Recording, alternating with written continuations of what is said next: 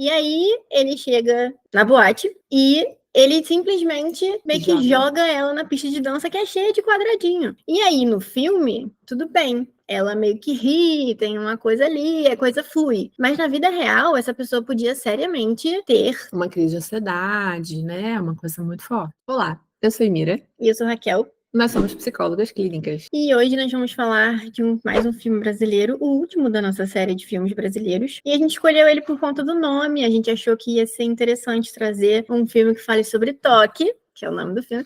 Mas a gente achou que ia ser uma comédia, mas que ia falar bastante sobre esse assunto. E na verdade, não. A gente se decepcionou um pouco com a temática. Mas enfim, vamos trazer, porque até tem coisa para falar. O filme tem muitos temas ali relacionados, a gente não vai conseguir abordar todos eles. Então a gente vai manter a nossa ideia original e falar sobre toque, né? A gente já fez alguns vídeos falando de alguns transtornos aqui no canal. Como todos os outros vídeos, a gente não vai descrever todos os critérios diagnósticos do toque, porque um diagnóstico não é feito por um vídeo na internet, ele é feito por um profissional de saúde mental. Então, para a gente entender mais ou menos o que é o toque, o nome é transtorno obsessivo compulsivo. Ele é composto por ou pensamentos obsessivos ou comportamentos compulsivos. Quais são esses comportamentos que a gente consegue ver no filme? Então, temos alguns. Então, a gente já começa o filme com a personagem da Tata Werneck no avião e do nada ela lembra. Eu tenho que voltar para casa. Eu deixei meu gás ligado. Eu deixei o gás ligado e ela entra nessa. Então, temos aí um pensamento obsessivo. Temos o comportamento, quando ela chega no aeroporto, ela demora muito mais tempo para chegar até a saída do aeroporto. No hotel, ela demora um tempão para chegar na mesa da recepção, porque ela não pode pisar nas linhas. Então, e aí ela vai tentando. Eu não sei como é que ela conseguiu fazer aquilo no salto que ela usa, tá? Só um parênteses. Mas, enfim, ela não pode pisar nas linhas. Ela também ajeita o chinelo, tem um jeitinho específico, tem que ligar e desligar a tomada da luz várias vezes. No sonho, ela ajeita a camisa do cara antes de fazer a cena, né? De fazer a cena. Esses sintomas, né, são sim sintomas característicos de pessoas que têm toque. Nesse caso, não foi um exagero do filme, é muito comum. Acho que a gente já teve pacientes com quase todos esses sintomas, né? E é assim mesmo, tá, gente? Não é caricato, mas não tá caricato, não. É assim mesmo. Não posso pisar na linha, vai fazer de tudo para não pisar na linha. Sim.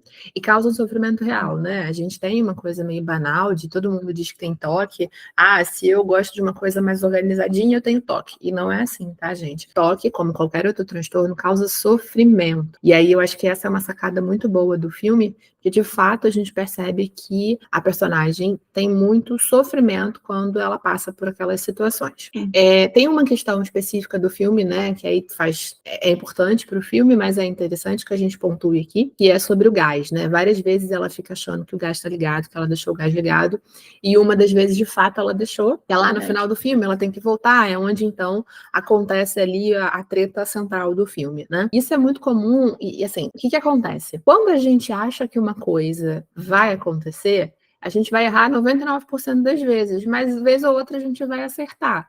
E é justamente isso que faz com que esses pensamentos se mantenham fortes na cabeça da pessoa, que em algum momento a gente acerta, né? Então, essa questão de liga e desliga gás, por exemplo, a pessoa faz isso tantas vezes que em algum momento ela pode estar tão distraída, né, tão ali cheia de ansiedade, que ela acaba deixando o gás ligado. Então, assim, de fato isso acontece, né? Em algum momento a pessoa acerta e aí isso é um reforçador para aquele pensamento. Então a pessoa fala, pô, mas dessa vez eu acertei. Então quer dizer que todas as outras vezes eu vou ter que ficar checando porque, né, acertei dessa. E isso é um grande mantenedor do sofrimento, né? Mantenedor do sintoma, do transtorno. É uma coisa que a gente demora para conseguir trabalhar em terapia, né? E um outro ponto relacionado ao toque, e aí nesse caso que não faz sentido, que a gente não pode aplicar na realidade, é o que o personagem Vladimir faz lá com ela quando eles estão no karaokê e vão começar a dançar. Sim. A pessoa que tem toque, ela realmente não consegue fazer aquilo que ela diz que ela não consegue. Então, eu vou voltar no exemplo da linha. Se ela não consegue pisar na linha, ela não consegue pisar na linha, porque vai ter uma consequência qualquer na cabeça dela, ou é um incômodo muito grande, então ela não consegue. E aí, ele chega na boate e ele simplesmente meio que joga ela na pista de dança que é cheia de quadradinho. E aí, no filme, tudo bem. ela meio que ri, tem uma coisa ali, a coisa flui. Mas na vida real, essa pessoa podia seriamente ter uma crise de ansiedade, né? Uma coisa muito forte. e, assim, uma coisa muito intensa. Então, a gente tem que tomar muito cuidado, porque na terapia não é assim que a gente faz também, longe disso. Então, uma pessoa que não consegue pisar na linha, a gente vai criar todo... Primeiro que a gente vai dar ferramentas para a pessoa lidar com a ansiedade, com o desconforto, com tudo que está envolvido. E aí, a gente começa a fazer o que a gente chama de hierarquia. A pessoa vai começar a dar passos pequenos em direção a conseguir pisar nas linhas. Então, qual seria um exemplo bom? A pessoa pode começar primeiro olhando, vendo outras pessoas pisando para ver se realmente acontece alguma coisa com aquela pessoa ou não, se está tudo bem.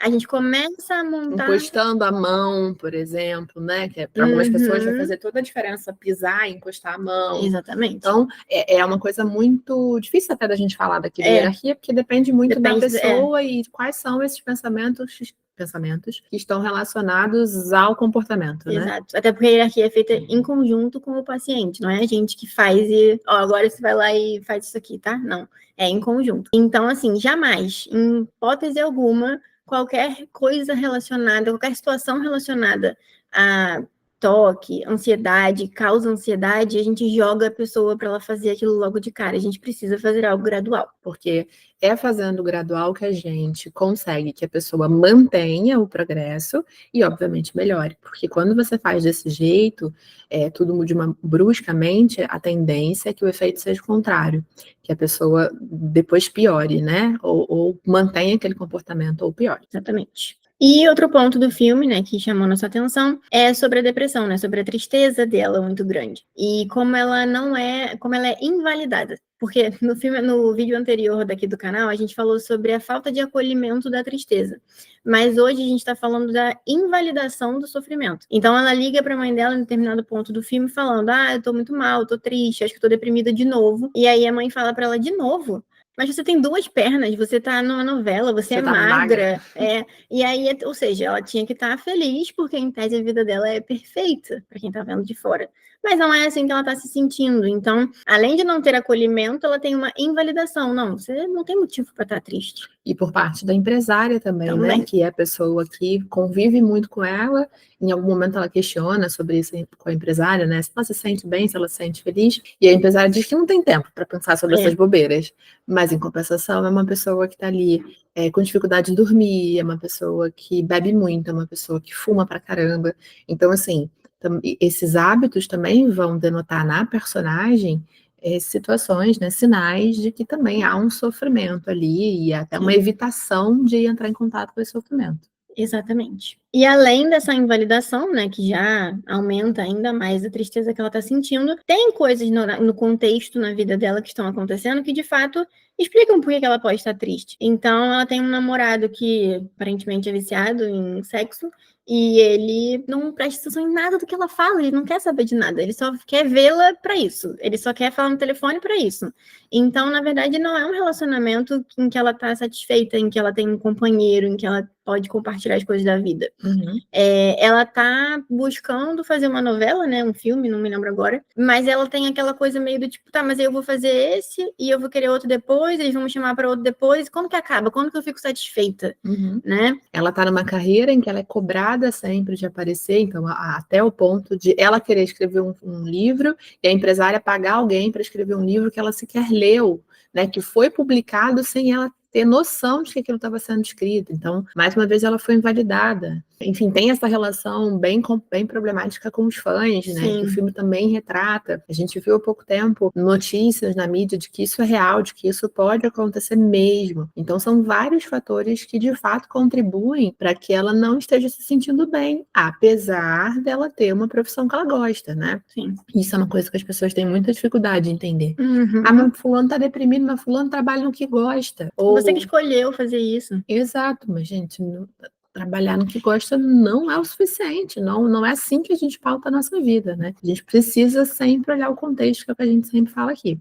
Isso. Então, para fechar, a gente vai trazer só a ideia da busca pela felicidade, né? Então, assim, tem um pequeno gancho aí no filme, um pequeno arco falando dessa busca pela felicidade, justamente o tema do livro que escrevem para ela, né? 1000 maneiras de ser feliz. Então, ela vai buscando isso ao longo do filme, meio que como se fosse o objetivo dela. E a gente quer pontuar que, assim, ninguém é feliz o tempo todo. Tá? Isso é importante aqui. A gente tem momentos de felicidade na vida, mas a gente vai ter momentos tristes, momentos que a gente vai ficar ansiosa, momentos que a gente vai ficar com raiva e momentos que a gente vai estar feliz. Aliás, falaremos sobre isso no próximo vídeo.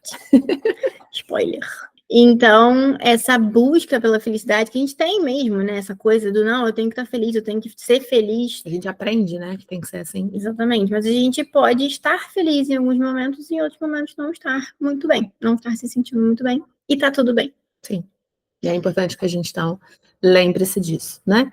É um filme que não é uma comédia, pelo contrário, é até bem carregado pro drama, né? Mas acho que vale a pena se você tem curiosidade para entender um pouco mais sobre o toque, enfim, sobre essa relação que a gente falou aqui, então vale você assistir. Você já assistiu esse filme? Se sim, viu outros pontos que gostaria que a gente falasse sobre, comenta aqui que de repente a gente faz um outro vídeo. E não esquece de curtir, comentar, compartilhar para ajudar as blogueiras. E ativar o sininho para sempre receber notificação quando o vídeo sair. Isso aí, até a próxima. Até!